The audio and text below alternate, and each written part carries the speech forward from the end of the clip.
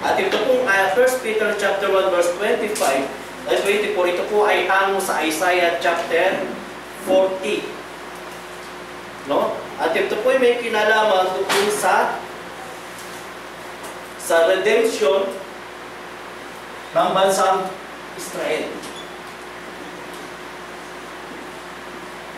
So, ayun pong Isaiah 40 verse 1, patuloy po hanggang 8.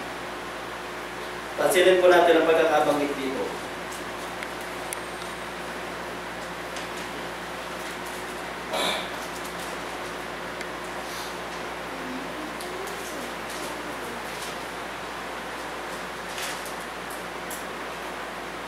Inyong alawin ang aking bayan, sabi ng inyong Diyos.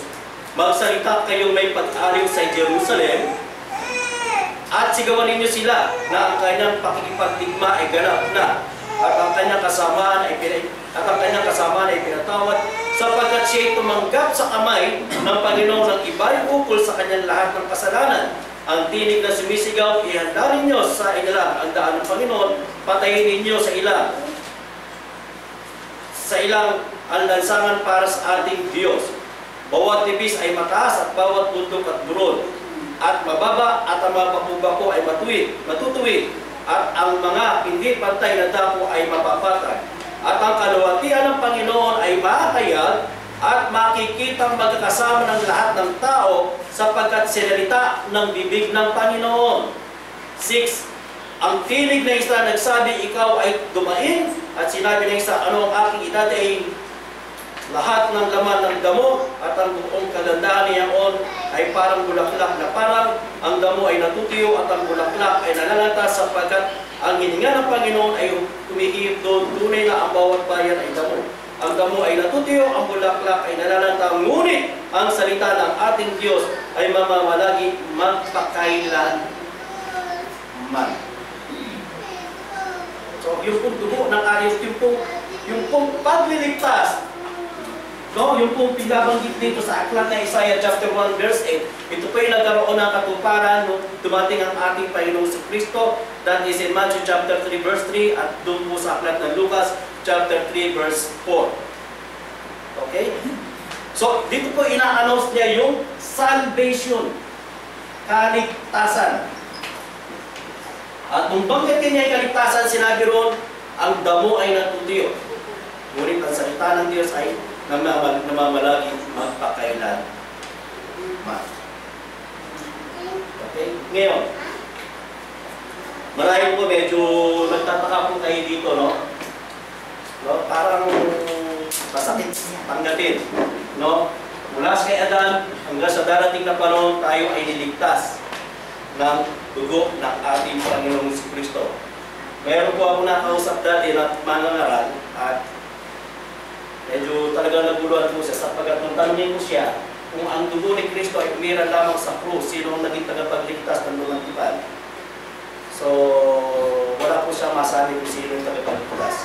Pero sa Biblia, ang tagapagligtas lamang natin ay walang iba kundi ang ating Panginoon Jesus Kristo. Ngayon, ang tanong po natin, paanong nangyari?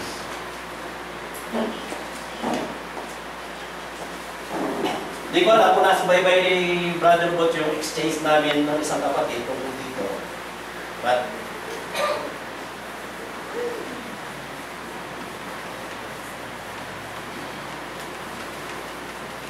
so tandaan po natin, sa buong Biblia, Diyos ang nagsasalita.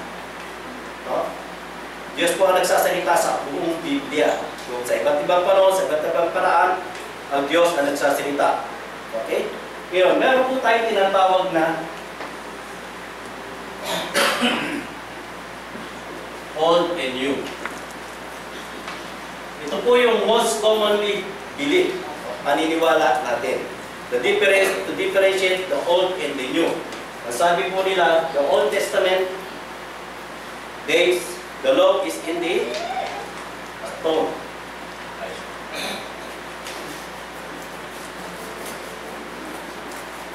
Okay? In the New Testament, the law is in the heart.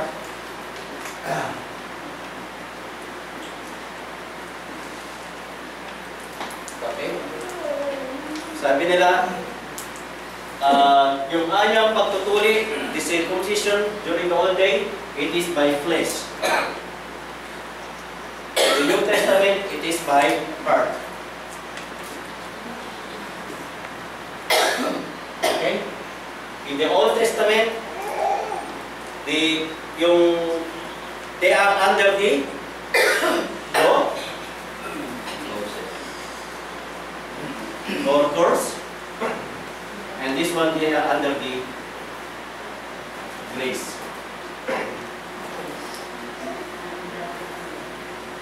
Sa alungan tipan, nagbabay na.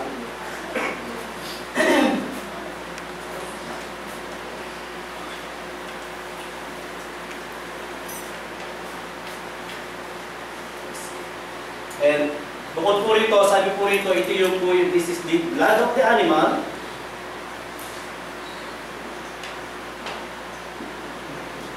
And the blood of the Christ. Glow in heart, glow in the heart, circumcision,